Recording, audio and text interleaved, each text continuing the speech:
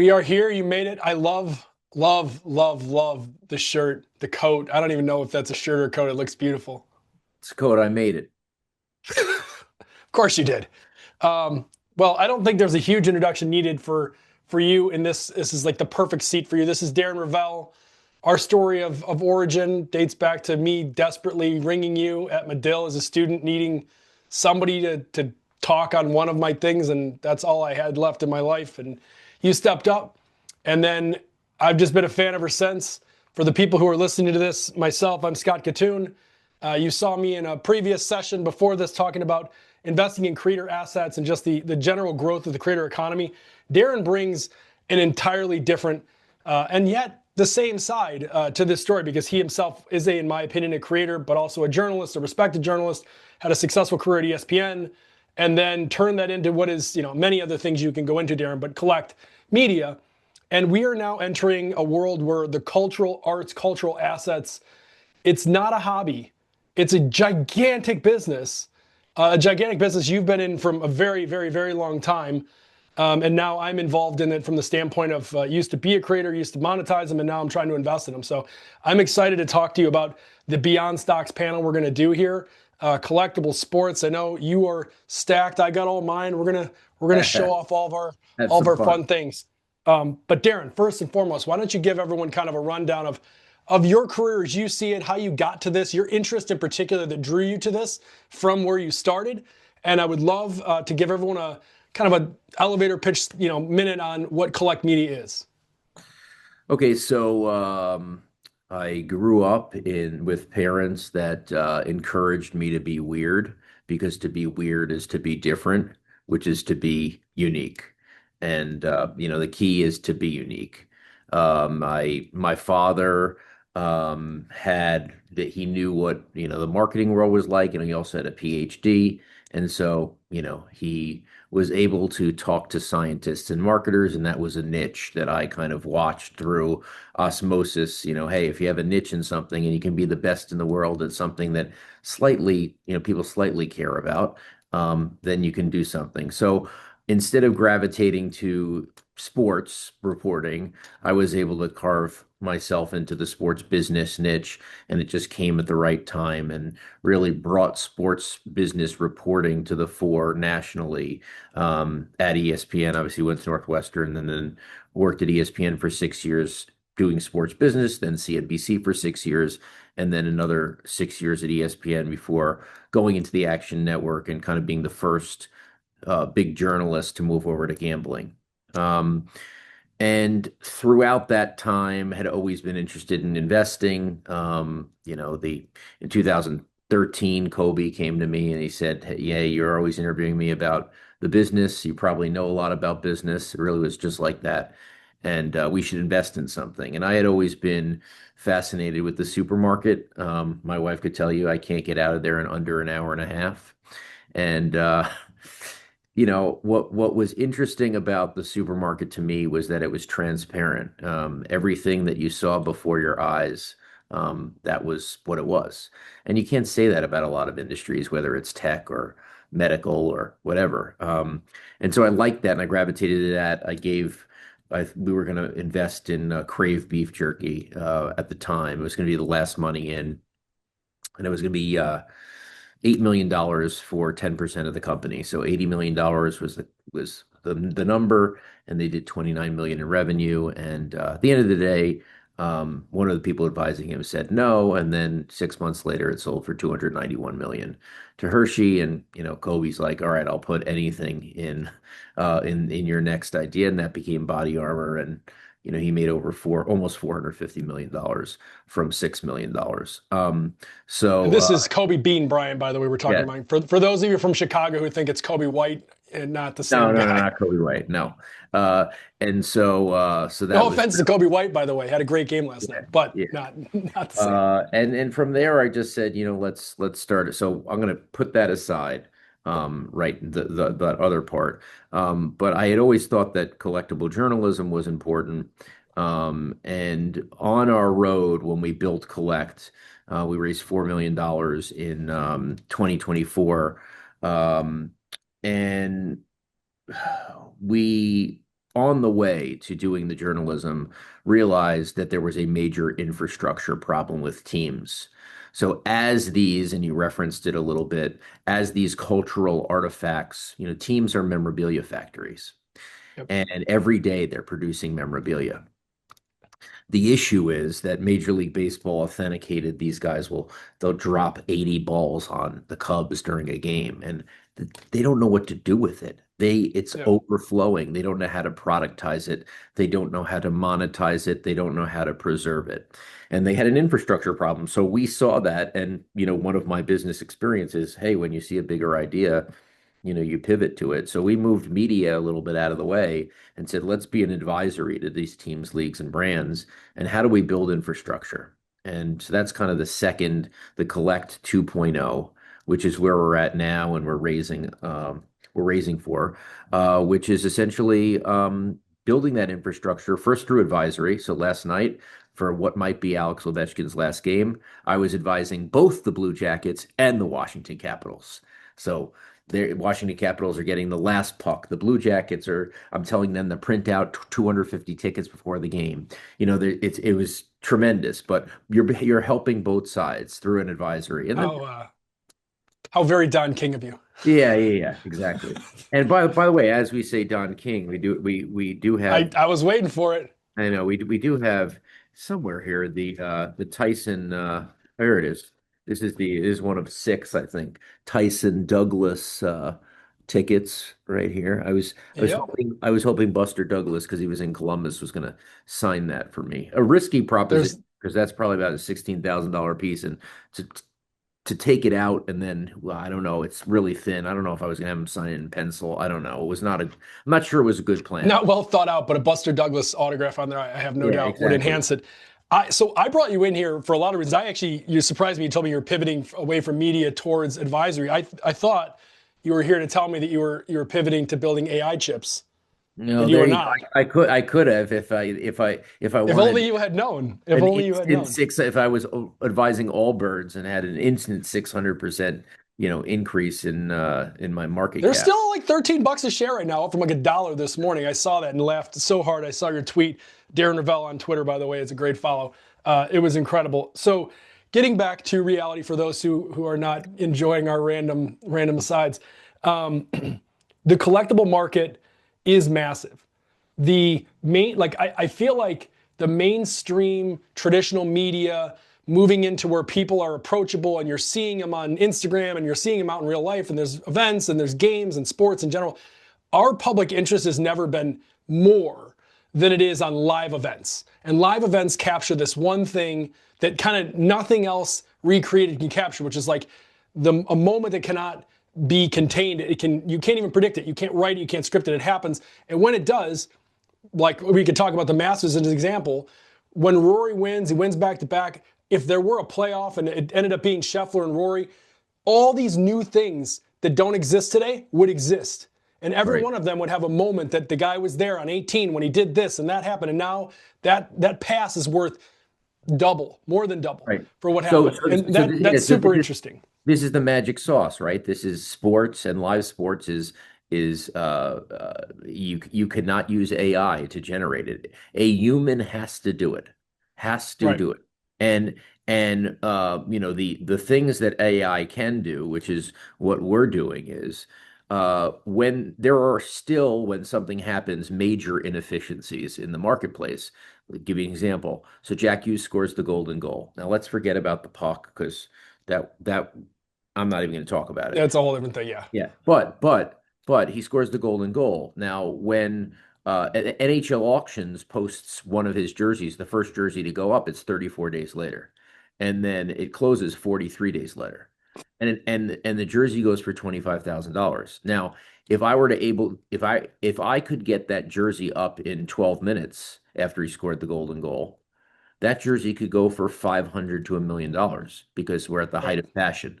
And 43 days later, we stopped talking about it. So Right. the thing is, you're talking about creating, it's not only the story, but it's also how do you use AI? How do you use bots? How do you use these things to get it up faster? right? And how do you have, and this is really what our business is, how do you have an inventory management system that tells you when to preserve, when to monetize, and in the moment how much something's worth? That's really, I think, where we're going here. And How do owners, you, so and that, let me yeah, just get this point out. Owners, for the first time, owners are saying, "Oh my God, we can't give this away. We have to," and that yeah, helps because they bless down from above, and then they right. say, "We got to do this ourselves." Right. Well, it gives you a huge opportunity from a business perspective, but also I think it lends a deal of credibility. It gets it easier to track what was real, what wasn't real, which was a huge problem early on. I'm going to start out of order here because you said something that I want to get an answer to, and then I'm going to pivot back to what I was originally going to say. You talked about pricing and getting it up priced and getting it up posted quickly.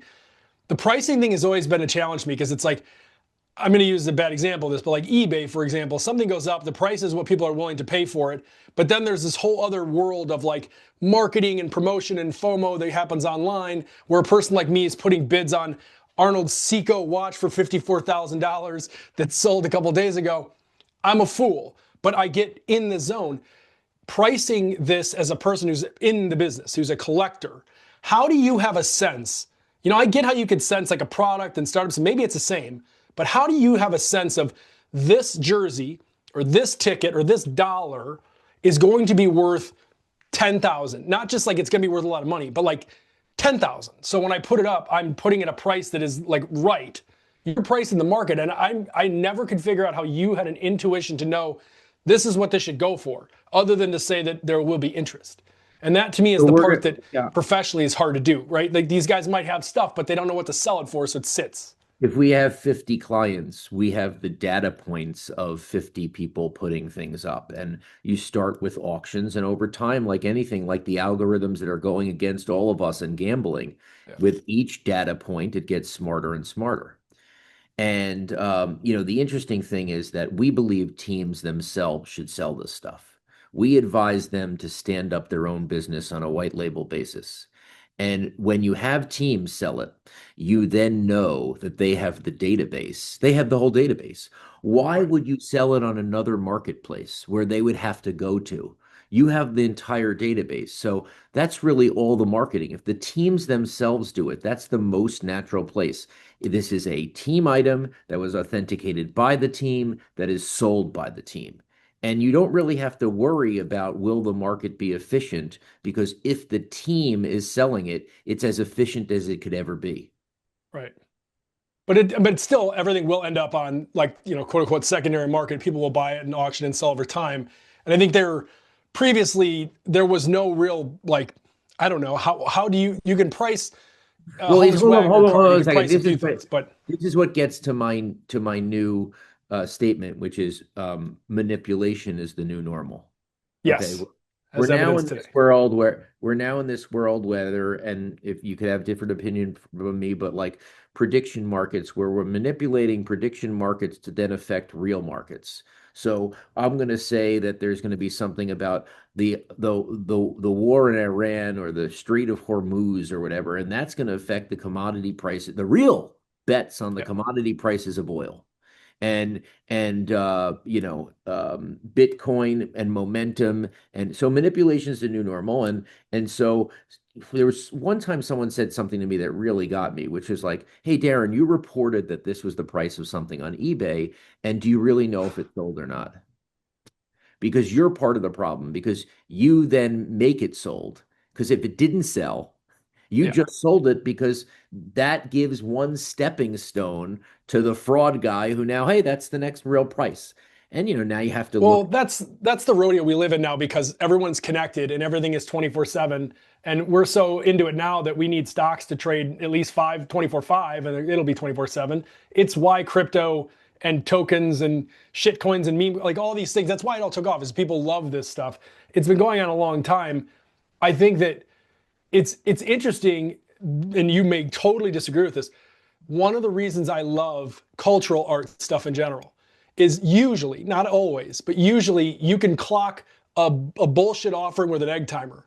You Mm. know if there's cultural relevance that has durability, Or is it like, here's a quick flash, and if you're Darren and you got all the tools, you can quickly buy it and flip it and package and resell and make a buck, and that's not Sure. really your shtick, but like you can do that. But if you're in it for the long haul, this is like goes back to the old hobby days. The newcomers to the card market just got destroyed. I Correct. mean, just destroyed. And the Well, guys like you and I who've been it for a while were that's because like, they don't understand, like any market, they don't yeah, understand. They think it's as simple as I'm going to bet on a player. The player does yeah, well. If the player does well, then my bet goes up. It doesn't work that way. If you got to realize that if you're a 35-year-old man and you're investing in Luka Doncic, well, Luka Doncic is going to skew 14 to 18, and those yeah, people can't hold on. And so when the right. shit gets real, they're not holding on, and that means that asset is going to go down faster than Mhm. other assets. I think Darren leaves with a briefcase full of Luca RCs, and then that's the end of the yeah, story. exactly. I don't do that either. I don't sweep up the No, floor. But I do but I do believe in real scarcity versus false scarcity, and I think and that allows me to sleep at night. And so but everyone, like right now, it's obviously the collecting market and the game used and everything. There's so much energy in it right now. And it's hard to say what's real. I just know that I'm not going to participate in catching the falling knife. Um, and that's, I mean, that's been, just to be clear, I've known you a decent enough time. We can go back to the early showing up on the Pomp show, talking about Bitcoin when Bitcoin only goes up. You've always been that guy. You've always been the person who's like, if I don't understand what the asset is, then I'm out. I have no I FOMO. played with I it, have I made zero money, and I left. FOMO. Yeah, no FOMO Yeah. over it at all. Well, Yeah, I think that's the cool. I mean, you're a bit of a gambler, if we're being honest, and I that am is a the bit of part a, of I am a being gambler. cool hands. If you can do that and have that kind of self-control, I think that's what separates those who are very successful at this and not. And I will preface, not investment advice for myself, certainly not coming from Darren. Collectibles is something that personally, and it's the same with creator, when we're looking at all the creators that we're looking to invest in, you have to have a cool hand about it. You have to have a discipline, why you're doing it, what you think you know, why you think you know it. And if you at any point are playing on either side of those things, I think you should probably not be involved in this, because you I will lose agree. money, and just maybe be a fan. And there's nothing wrong with a fan who's got maybe a very expensive collection over time. Your grandkids will sell it and buy a house. But don't be in this game. It's like a trader on Robinhood. Like, you have no business trading if you don't know how to trade and you don't have the I temperament. am one of the great memorabilia buyers of all time, and I lose auctions 95% of the time.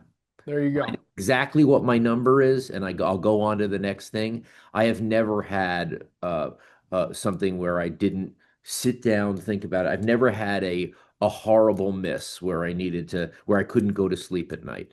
But I'm definitely a gambler in all the things. So whether it's entrepreneur, which is collect and kickstand, or as an investor with Tastemaker Capital, I think we've made investments very early on that uh, other VCs say, hey, our mission statement is we only grab it at 25 million or more. We can take a shot at 25 million. And I said, okay, we'll see you down the road. Right. Well, they've all proven to be so disciplined, as it's time is. They pick something with conviction, and then they just never turn on it, ever, not ever. Yeah, of course. I want to. This is all great. This is providing the context I think people need to understand. This is not something you should just to pull a term out of the 2020s, but ape in and just be like, I love it, so now I'm going to try to do it. But I also want to make sure people understand that this is a very serious and growing business. And I'm sure that there will be dips, and we're in the middle of maybe one of the peaks of the collectibles era and phase. But I don't believe it's going anywhere, the same as I don't believe that collectible art and what Masterwork Scott Lynn has built is going anywhere. The reality of this is these are durable assets that history repeats itself. They will cycle in and out when the next time something relevant, like Shohei Ohtani is such a great example of this, at least in my opinion. He's the Babe Ruth, but he's also the cultural icon that Hideo Nomo was briefly, and then Ichiro. And like you're taking maybe 25-year cycles in American sports history, Japanese American sports history for sure, if you want to go that way. And it creates like multiple effects of it. And of course, then he plays and performs the way he does. He ends up on the Dodgers. They win World Series. There's all the millions of eyeballs on him. That is something that doesn't just go away. Some random thing happening off on the side can go away. And maybe you have a good eye to pick out something like, a good example of this could have been nothing is the Moises Alou ball, the Cubs. What's the dude with the headphones? Like, Right. there's a Bartman. Bartman. Bartman is collectible, but it's collectible to a niche, and it maybe comes back again the next time somebody does something dumb like that. But generally speaking, that's not something that stays in your Yeah. brain every time you're watching TV. I would love from you to kind of give us the collectible case, if you will. Why, not just your interest, and obviously collectibles position in sports leagues and teams, and not just the money. Why is this, in your opinion, an investable long-term asset that for those who maybe it's individuals, but I'm actually thinking even larger, some of these firms and funds and RIAs that are offering exposure, is this something that they should be looking at? Or does it require a keen eye like yourself and they should, stay away from it? Or do you end up I owning think an I think agency I or think house that that has it? if you're going to start, and I actually speaking to someone yesterday about this, if you're going to start a fund, I was going to start a Michael Jordan memorabilia fund in 2015, and I had mentioned it to some people at Guggenheim, and at the end of the day, when you talk about things, you have to talk about, hey, his shoes. Well, from 1984 to 1990, they disintegrate. The styrofoam is no good. So, like over time, your asset is going to disintegrate. If you're gonna start a fund, how do you? And this is probably the hardest thing. How do you ahead of time set up bidders and stalking horses and fake bidders and all these things because that's a game too. If your house is bidding and they see on the back end that your house is bidding, well, I'm not saying everyone's trustworthy in this business. How are you going to fashion to make sure that there's integrity here and you're always getting the best price in an auction? So there's a lot to think about. There's also what is the hold time? Who's the decision maker? How are we voting on this? Are there options? In other words, are there triggers? Are there lows? Are there highs where as a fund we have to sell it? So I think everyone thinks it would be so cool to do a collectible fund, but I think in order for CalPERS to do it and put 250 million into it, I think there would have to be uh, enough of a setup to make sure that you knew, like anything, what you're doing. I would also say that the biggest thing is whether you're going to say you have these assets or you somehow keep them confidential because storytelling is so much a part of it. And you want to say, I have this. And there was some guy who told me, hey, I'd love for you to run my fund, but if you run my fund, I wouldn't want you to talk about it. And I'd be like, that's basically the death knell to me. Like I love stories, so I probably couldn't do that. So I think it's much more complicated than should we get into this. I would say that it is the most fun asset class. It gives you joy, and I think it gives you joy even fractionally. Now, fractionals, I know you mentioned Masterpiece. Um, Rally and Collectible have had hard times. With the idea that you take something that is worth a lot of money and you fractionalize it, the liquidity hasn't been there. Um, Right. you can't freely trade it every day like stocks, and that kind of has been the negative on that side. So, how would you work a fund? Would it be all together and it would be an index and you really couldn't trade the individual things because that's already failed? How would this be different? Or it would just be an index that you watch and in entirety it's a bucket of collectible funds. So again, I just think if you're to do this, it has to be as purposeful as anything else in the business. I agree. I mean, Masterworks, I think one of the reasons that they, as an example, have done better than say where Rally's had some troubles, or even not in the same business, but even alt.co, whatever, or alts.xyz, whatever they're calling them now. They raised a ton of money to buy up cards. The fund that was created by Lynn and Co. at Masterworks, I think, has actually done pretty well. It's the fractionalized part of it that hasn't done, and all the other funds haven't done well because they buy in the now, and he's over here buying like Banksy's, and which that's a whole different thing, right? Right. Because he's exposed, and now we don't know. But anyway, they're buying something that is already long term. It just is long term. The issue you're bringing up, which I think is maybe the most important part of this from an investable standpoint, is that the lack of liquidity. Like in order for collectibles to work, you'd almost have to have Darren Rovell slash agents buying and selling and flipping, and you're basically creating yield from all these acquisitions that are then flipped at the exact right time. Hold an appreciation for this fund maybe is worth something, but it's again not that's like not how the asset works. So But the there fund concept is there are some natural triggers. Today is the day that the Titanic sunk. In 12 years, it'll be the 125th anniversary. Anniversaries are triggers. right. I mean, I sold Yeah. my Ferris Bueller vest on the 40th anniversary of his day off. So anniversaries are there. Obviously, like space stuff now, all of a sudden, we were concerned. Space stuff, I think, was actually going down because even though I think everyone with a brain thinks that we really went to the moon and we went to the moon 6 times. Um, it is kind of weird that we have, the power of that of what went to the moon in our iPhones, and we haven't gone back to the moon. And I think that, but now that Artemis did what they did, I think things like this, which is the only pass known to fire up the rockets for Apollo 11. I think that's obviously that helps that class. So there are natural triggers, but you also have to. I think you do have to let people know. You have to tell the stories, and then you have to follow the trends. Certainly PSA and now grading magazines and doing things. You have to follow all those trends. But it's like anything. You do have to be good at it, and you do have to be obsessive about it to be ahead.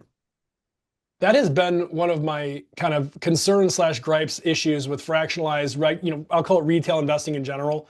Uh, Retail investors are by trade, not professional Correct, investors. correct, And correct, they don't spend time on it the obsessive way that those who professionally make a living at it, which at minimum means you won't be as good as them and maximally means you will lose money. And to correct. me, it's got to be a fan hobby. I like to play and tinker. I'm obsessive about this particular type of tech, and so I invest on here to that. But that's or cards or whatever the case. This is sort of the issue with item based investing, but that doesn't mean that you can't get involved in investing in things like entertainment, sports. And as you see PE firms now buying access to sports teams, you've been close to this a long time. I'm very curious how you view the current situation where we've got sports teams at their all-time apex mountain height evaluations.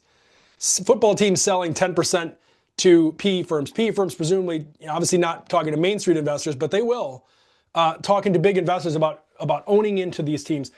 This to me is the gradual effect of I want to get into collectibles and sports. Now I kind of want to get into entertainment. Soon we'll be talking about selling and buying movie rights and IP. Music catalogs have already been an investable fund for a while. I'm just curious to your take as we go across the entertainment spectrum. You could find some clips of me on CNBC saying, in 2007, this is the height of what sports teams can be. It cannot go any higher. Oh, And I definitely think it still can, but you're right about that. no, no, no. At that point, I was saying, yeah, I got to call the top. 500 million for a sports team.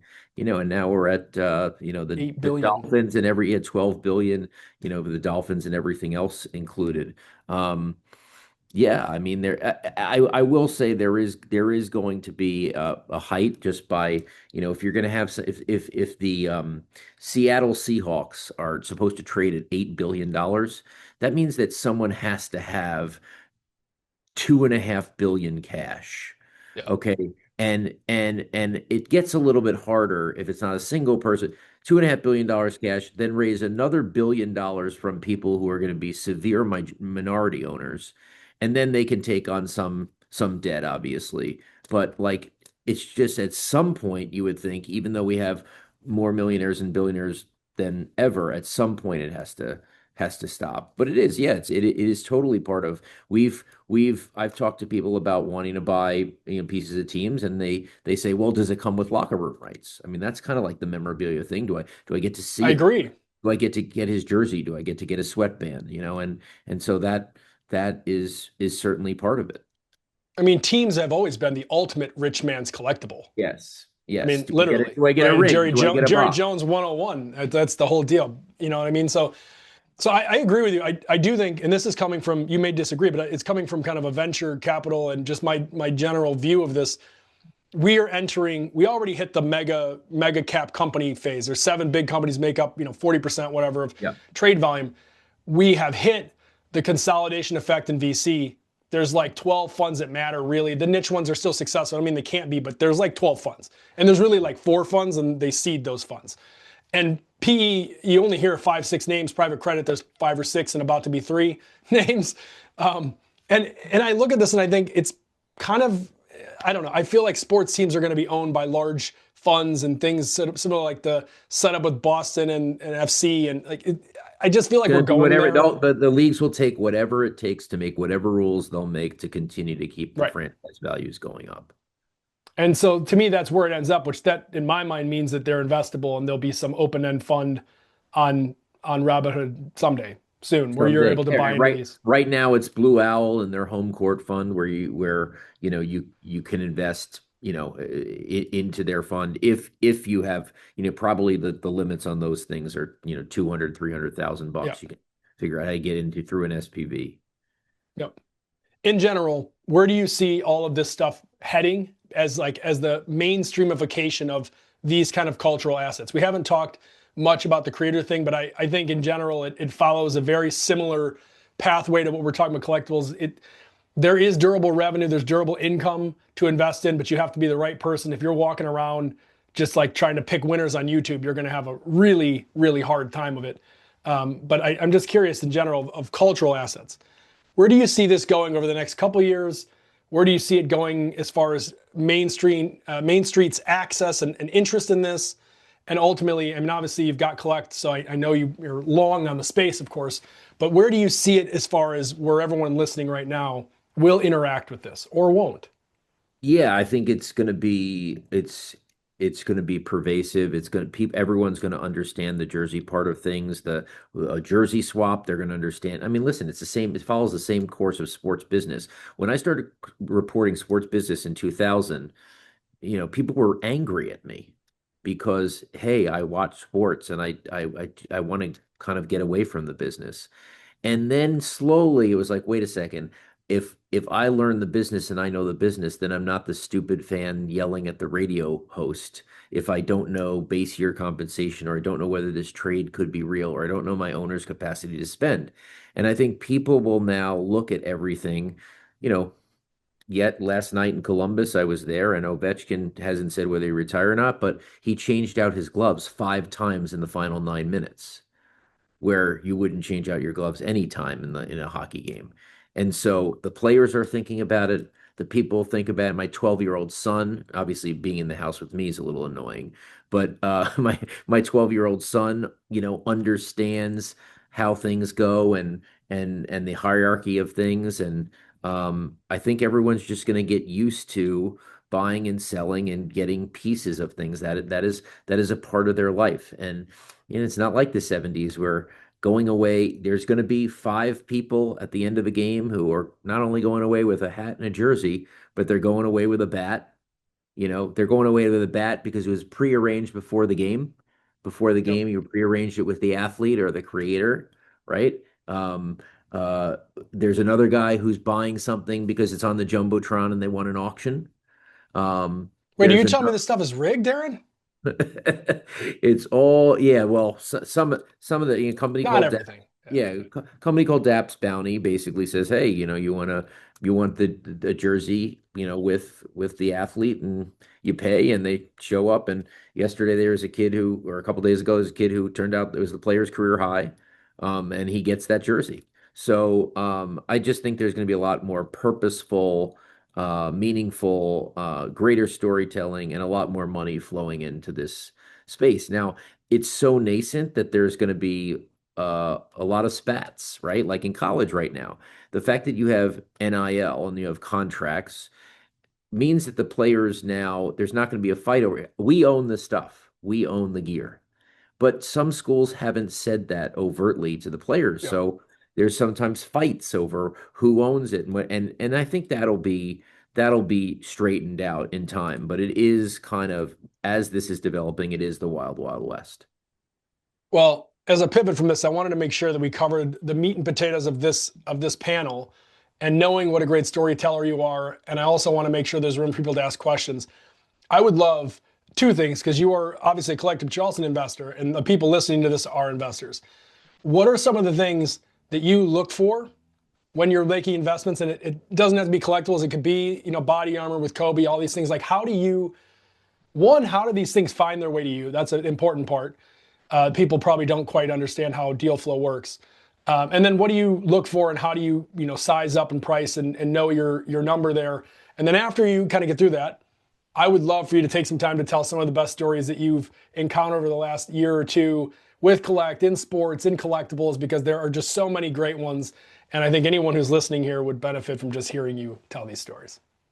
So the deal flow for Tastemaker Capital, so I think we've invested $16 million into five businesses. We've come up with our own rules and we're very purposeful about it. Our rules are we try to get companies that have proof of concept. They have generated between $2 and $5 million in revenue. They're worth between 15 and $25 million, and they're probably through a friends and family. And now it's a time for the A. Sometimes we're in seeds. Almost everyone we've invested in, I've come to them. So I found them and I say, I want to lead. And so all the people that pitches, or this is usually, hey, you should make a deck, right? Like it's time for you to make a deck, that kind of thing. And that's certainly what happened. There's a couple exceptions, of course. When we invested in Athletic Brewing, I got a shot to invest before they made product.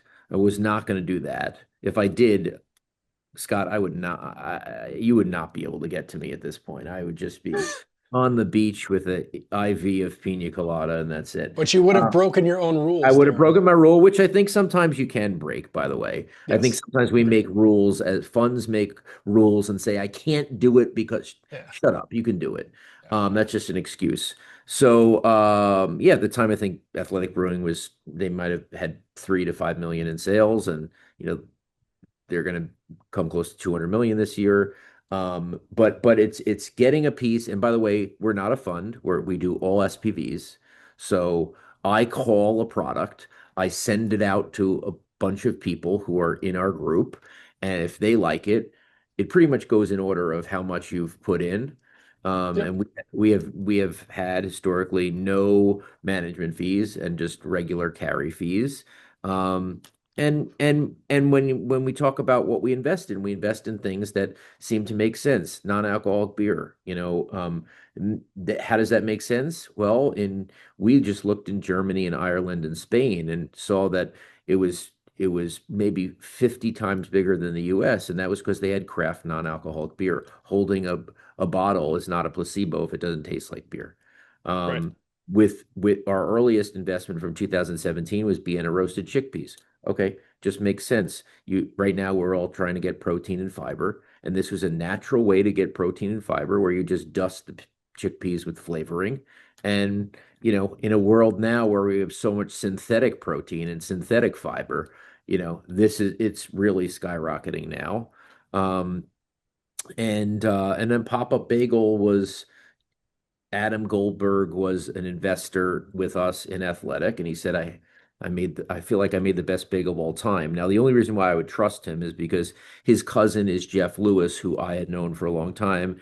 And anytime you went over Jeff's house, he'd be like, yeah, I made a pizza. And then it would be like, what? You made this pizza? So like I knew that they were like screwing around with breads and stuff like Yeah. that and out of COVID. And I'm a Long Island Jew. I have the most I was gonna credit. say you need the New York water in that I bagel have to I really have I have the nail. most credibility in this space, and I tasted it, and I was like, "Well, holy hell, this is nuts!" And that's, by the way, one of the and I said, "How much could I invest?" And Adam said $5,000, and I said $5,000. Come on, and I said, "Hey, I'm going to invest $5,000, but I want to lead the A. I want to lead the A. Please, I'll bring it. I'll bring in the heavy hitters like J.J. Watt and Michael Phelps." And he said, "Okay." And so we did. And then and just follow and follow and try to. My brother, who's part of Tastemaker, he was at Pop Up 50 days last year, and he does Pop Ups real estate on the side. So it's also we are the seriously most added value investors there. So that's just us and like how we invest, and a lot of it there is a lot of gut to it, you know. There There is has a to lot of be. gut. And by the way, people say, "Oh, I would have invested in Athletic." No, you wouldn't. I would have invested in Papa Bagel. Probably not. My wife said when it was at 10 million valuation, like a $10 million bagel shop. Like this is not going to be a national franchise. And, we've sold like, I don't know, 250, franchises now. So it is going to be a national franchise. I mean, I'm safe to say my wife is not going to listen to this or watch this in any capacity. So I will say the secret to my investing is when I come home and I tell her this is a great idea and she says this is the dumbest shit I've ever heard. That's usually when I write a check. Yes, exactly. Very I love my quietly. wife to dear, but she usually is the person who's like, I just don't see why people would do this. And you're like, you're not a weirdo like you and I are. I want to ask you also, Well, were you you did guys ask me invested about in the grunts? best story. You want me to tell some of the best stories now, or like, I'm going to have you do that. Did you do grunt? Were you in grunts or no? I was not. My wife was a subscriber. I was not, though. So No. this is where the theory stays. The wife likes, you don't. Right. Well, I mean, I think I probably wasn't. Where I regret not investing is in gelatin or, gummy raw gummy product, right? Because Yeah. gummies are magical everywhere. So I wish I had kind of gotten into the commodity side of gummies. Well, we talk a lot about the things we do invest in, what we do look for. Maybe we should take a look at use grunts as an example. Like what happens where something that ultimately, luck happens. That's not the point here. Where something really good that just ends up being good, and afterwards you're like, Jesus, that was obvious, and you decided not to, and it's not because of the times and terming. Like what is it like when you're going through something and you whether you think it's going to be good or you miss it? How does your Well, brain say no to stuff? when I really miss it, and for other reasons, like when I really miss it, I go back to the emails of why I missed it. You got to realize that companies it's fluid. Everything is fluid. So like Campless became StockX. I had a chance to invest in it when it was Campless. It wasn't Yeah. StockX. And so like, you have to figure out what you've done. I've had this one of the stories that I can't believe, but Fisher Island Lemonade in 2016, I saw that it was the first canned cocktail that was charging $4. So it was $16 for a four pack. And I tried it and I was like, whiskey and vodka, and it tastes good, and it's 9% ABV in a can. This girl, Branya, is going to make a shit ton of money. So I called her and I said, I'd like to get in. And I followed her when she entered New York State. When she entered New York State, her first sampling, I was there. I was in front of her face in New Jersey when she came to New Jersey, and she just never gave me a bite. And guess what? She never gave anyone a bite, and then sold for 100 million to Gallo. So like, there's things where I That's an think, easy one to take down, right? Because you're like, she didn't let anybody else get in it. I didn't do anything wrong. She yeah. decided to take it, play the hand herself and But with did Grunes, what I X. like with Grunes is it wasn't about Grunes. It was pretty much, I mean, I had to look at athletic greens. And the question that investors always ask yourself is, if you hate a product, can you still invest in it? That's a hard, like athletic greens, I could not get down more than three swallows. And I don't care what you're showing me about the deck and the subscription model and whatever. It's almost like I can't believe it if I can't Yeah. get it down. And Grunes was athletic greens that you could get down. And so, therefore, and the subscription model was real. All these entrepreneurs are trying to put subscription models into CPG businesses where subscription models don't work because that's what juices the numbers. But if a subscription model is actually real, then you've got the magic. And, I think they hit it with athletic greens in a gummy. Oh, Yeah, we've got Tom is yeah, saying Tom Tom is Tom's saying active. he bought into Beatbox. Okay, and Beatbox it is an example of how in the first 3 or 4 years of Beatbox, it was going absolutely nowhere. I think that was a one that went on Shark Tank and got a boost there. So again, you never know. With Kickstand, with my canned cocktail, again, entrepreneurship is one day you're eating glass and the next day you're eating birthday cake. And to think that companies every day are the same of, oh, listen, I'm going to say this and people will probably get mad at me, or when this gets out, they'll get mad at me, but like the poppy people, the way they talk about, on social media about like their plans and this and that. I mean, they did have, you make your own luck, but like, I mean, what they put on Shark Tank, Mother, the fact that that even got out and changed, and the fact that Rohan invested in it and it became Poppy. And again, at what point in a life cycle are you investing in something? Who's the founder? Who's the there's so many. So a company, why a company makes it or not is not the finished product that you see in the end. There, it's a huge journey. Pop up. I can tell you when we ran out of bags, and that was a disaster. And then and then when we decided not to have sandwiches, and when we got the artisan, when we decided to have the artisan cream cheeses, and who was going to make them, and how they were always good every single time, you know, they decided to do the blue moon bagel and the orange rind cream cheese. And I was like, all right, this is where we jumped the shark. This is going to suck. An orange rind cream cheese. And the orange rind cream cheese, they nailed it exactly, and it did not suck, and it was great. So every day is a chance to do great. Every day is a chance to fail. These are still kind of, shots in the dark. But I think, you have conviction, and you try to come up with a good formula. Well, it seems like you have. I mean, I think like any game, you're trying to get people cornered. You're trying to identify the things that in your mind, which you think very differently. So in your mind, like, I think a lot of people would like this. This is something that is inevitable or the world needs. And over here, there's this gigantic TAM. Market adjustable is massive. Here's this founder, reminds me of myself, very laser focused, has sort of that, like, can't get out of their own head and they got to do this until it's done. And then there's the flip side, which is your own set of rules. This is my limit. I like to come in after some proof of concept. I like to come in between this price and this because I expect them to sell for 200 million or more. So if they're at 20, I still make a ton. I'm not coming in at 200 and expecting them to sell at 3. It's a waste of my money and time. I'm not coming in at 0 where I'm all risk. And I think you've mastered the ability to play the risk adjusted game and stay in a very interesting niche area where you have extraordinary access that other people just don't see. And obviously your own distribution and network from your previous careers, obviously help you in My job that that facet. plays But in that plays into it for sure. That definitely plays into it. all right, we've got 13 minutes. I want to leave a couple for people to write in questions if they want. We're going to start a little 6-minute story time with Darren Rovell.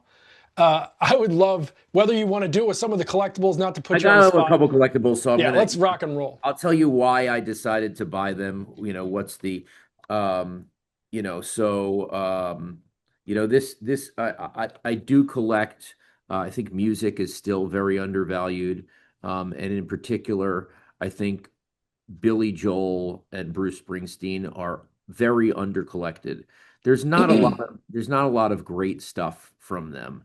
So when you see something, you have to push the button. I One of the funniest ones, and I don't have it here, is Billy Joel paying for a dinner at an Italian restaurant, Basilico in East Hampton.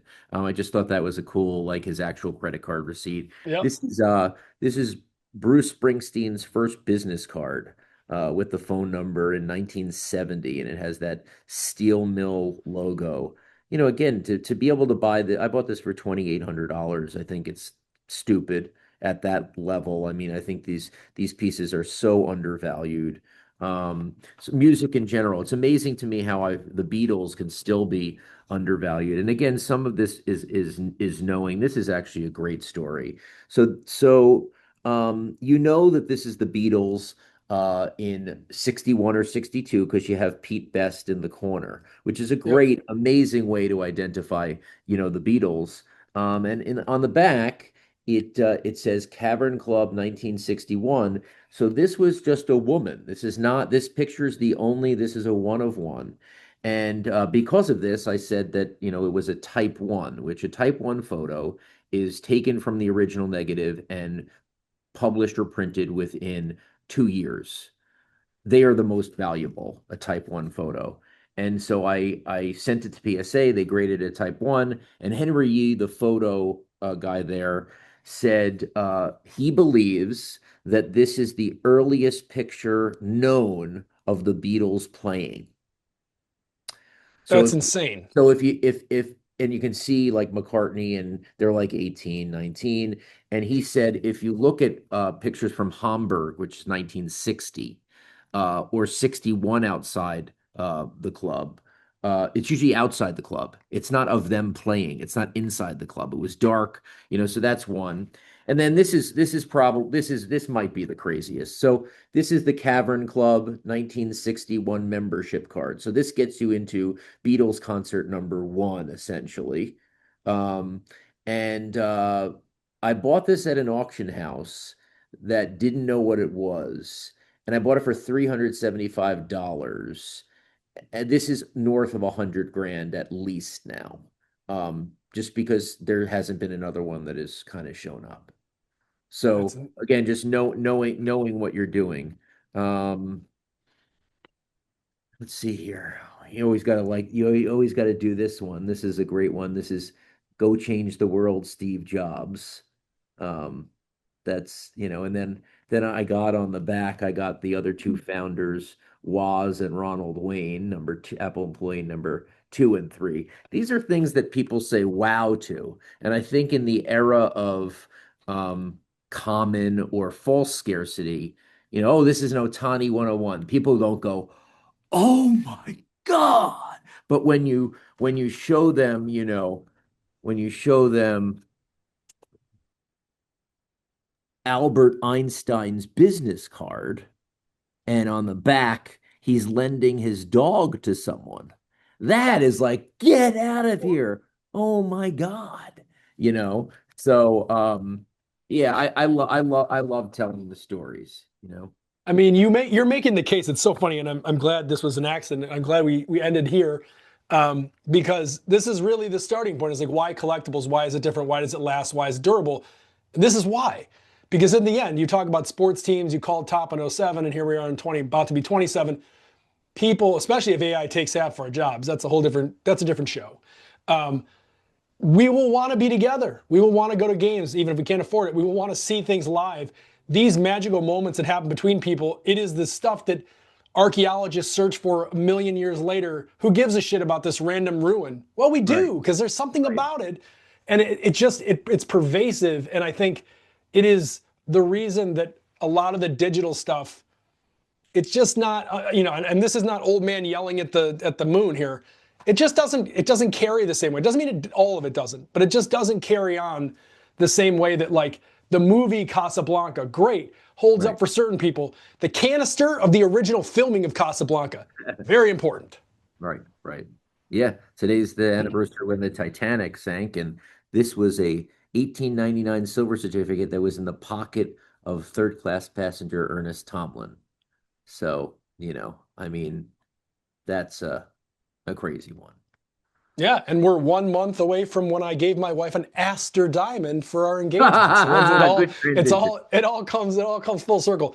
I want to leave a little bit of time here for a couple of questions in case people have them. Yeah. I know that Tom Wright's gonna be all over this. Um, any questions directly? I'll try to Tom read them might can off here write. quickly.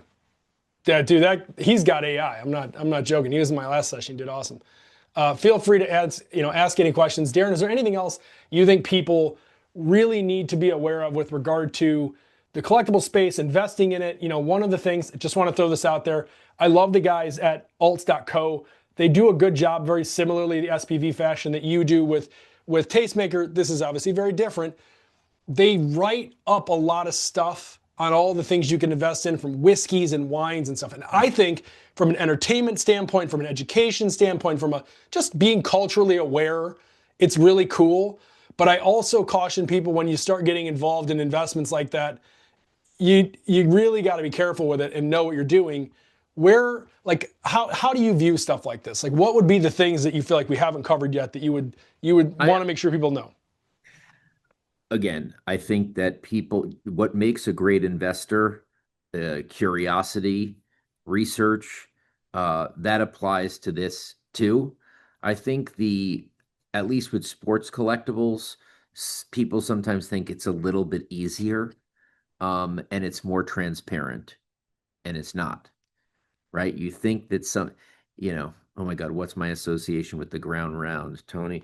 Well, So this is a jacket that I made. Last year I said that the patch trend was going to be hot. And I made this jacket of these are pretty much everything from 1983 to 1989. And I wrote down all the brands and I had about 80% of the patches made.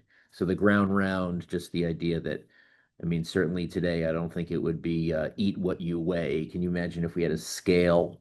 I put my daughter on a scale and be like, oh, we can't go here. I don't think that's gonna happen. I lost you. I can't hear you. Helps to not hit mute. Darren, we got a couple minutes left. I do have a couple questions that came in Okay. now, so I want to fire them off at you. But I have to tell you, just because I know you're a credit guy, there's a fellow who used to run a company called Splash That named Ben Hindeman. I don't know if you know him or the company, but No. in my opinion, he invented I put the logos of my sponsors and my VC investors on my coat. He showed up at the Salesforce Dreamforce in like 2015 with it. And I was like, No. oh man, that's absolutely brilliant. But maybe you did this before. Okay, firing questions. This is easy since you kind of touched on it. What do you think the historic relics like Albert Einstein's manuscripts or things like that valuable? So, for example, you have to know nuance. So, there's a lot of Einstein stuff out there, right? You'd think that an Einstein, sometimes there's manuscripts, sometimes it's signed. Ones that are in German go for less than ones that are in American, in English, right? So, there's all these things that you have to account for. People say, hey, I want to buy an Abraham Lincoln autograph. Abraham Lincoln signed so much. Every single soldier who was dismissed from war got a little piece of paper with Abraham Lincoln's signature, A. Lincoln. So you have to know, like again, like it's not just cool to get what you don't want to have you don't want to have an Alexander Hamilton. So about 95% of Alexander Hamiltons are A. Ham. What you want is you want a full Alexander Hamilton. You want it associated with a letter. So there's all these little nuances, right? And it's not just, oh, this is a Martin Luther King. How much is a Martin Luther King signature? Well, what is it on? What's the provenance to it? What's the story? And so it's everything that surrounds what the actual piece is that then makes up the price. Love it. I'm going to end on this last question. We've got 2 minutes and we gotta zip it up here. Tom Wright, since he started it, we're going to end it with Tom. He asked the question, what is super valuable out there, broad question, that you would really like to get a hold of? What's that thing? And I know you're not going to give up the actual thing because then someone else will buy it. So I already learned that lesson from asking you. But what is the thing out there that, whether it's a particular item or it's a trend that you see coming in collectibles that you really are excited about and are looking after? Again, I just think music is so undervalued. Sealed, now they're grading. So Steve Aoki's company, AMG or VMG, Vintage Media Grading. I think music in general, you don't get great stuff at concerts. You don't get tickets anymore. So there's nothing happening. It's not producing memorabilia like sports teams are. It is, but they're just keeping it all. And you could just look at the Jim Irsay auction and to see how much for Beatles, for Ringo's drum set. This stuff didn't have to be in the 60s. I just think if you look at artists, and I think music in general is just very, very great music pieces will be had at some point. If these especially with a concert ticket going from $200 to $400, $500 on average, the amount of people that want to spend something, all we've gotten is a t-shirt that went from 30 to 80. And there's nothing good. So I think music is very undervalued. Awesome. Darren, thank you so much for taking the time and joining us today. Hopefully everyone enjoyed this. If you want to keep following and learn all of this kind of stuff, just follow Darren Rovell at Darren Rovell on basically everything. Oh man, thank you guys. We really appreciate it. Thank you for supporting King's Crowd and ICW. It's been an awesome week. And one last shout out for the producer of this, Sam Fisk and Chris Martin, who are behind the scenes making this thing happen. Darren, thank you. Chris, everybody else, thank you so much.